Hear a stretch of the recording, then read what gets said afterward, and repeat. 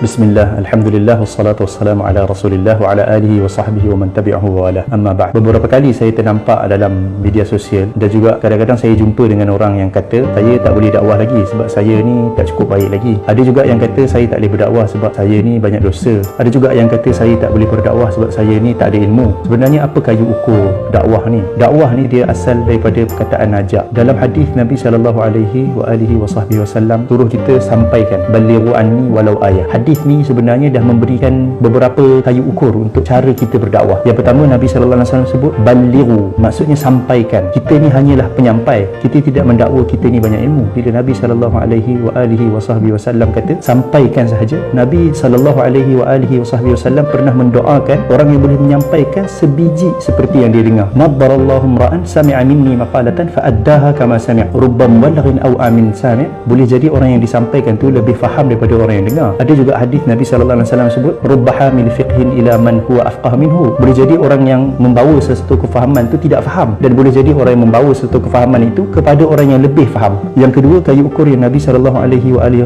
letak adalah anni, balighu anni, sampaikanlah dariku. Pastikan benda yang kita sampaikan tu adalah daripada sumbernya yang sebenar, walau ayah.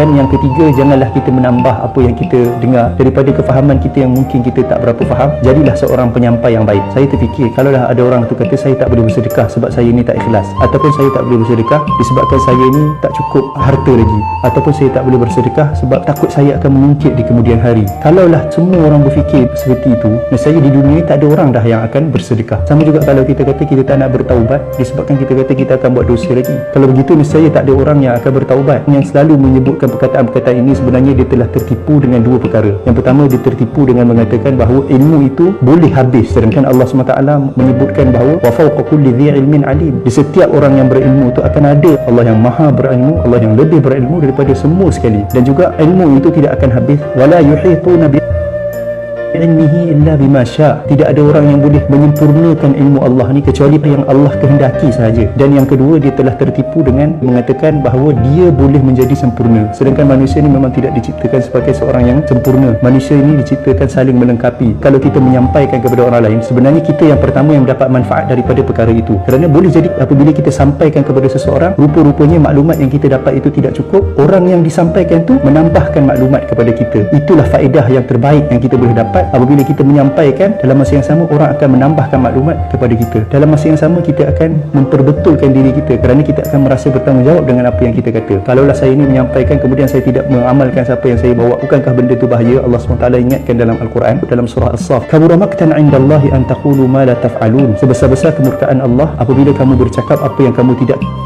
Dan juga di dalam surah Al-Baqarah, atamuruna an-nasa bil birri wa tansawna anfusakum wa antum tatluna al-kitab afala ta'qilun. Adakah kamu menyuruh manusia melakukan kebajikan dan kamu melupakan diri kamu sendiri sedangkan kamu membaca kitab? Tidakkah kamu berakal? Juga ada ancaman Allah kepada orang yang menyembunyikan ilmu. Kita haruslah seimbang. Apabila kita menyampaikan, kita berazam untuk kita mengamalkan apa yang kita kata, bukan terbalik. Saya tidak menyampaikan kerana saya takut saya tidak akan mengamalkan dia. Yang sepatutnya kita kata, saya akan cuba mengamalkan sebab saya dah kata. Begitu juga dalam bab taubat. Apabila kita bertaubat, kita tahu memang kita ni manusia lemah, kita akan buat lagi dosa. Allah SWT suka kepada orang yang selalu bertaubat. Kullu bani adama khata' wa khairul khata'in at-tawwabun. Sebaik-baik orang yang membuat kesilapan adalah orang yang bertaubat. Dalam hadis qudsi, Allah SWT pernah menyebutkan, wahai anak Adam, kalaulah kamu tidak melakukan dosa, nescaya aku akan hapuskan kamu dan aku akan datangkan dengan satu kaum lagi yang melakukan dosa, lalu mereka bertaubat, lalu aku mengampunkan mereka. Begitulah Allah SWT suka untuk kita sentiasa memperbaiki diri kita, sentiasa bertaubat. Sama-samalah kita menyebarkan kebaikan, sampaikan apa yang kita tahu walaupun perkara itu sedikit. Balighu, sampaikan. Anni, pastikan sumbernya. Walau ayah, jangan menambah-nambah. Kalau kita tahu satu, sampaikan satu. Wallahu a'lam.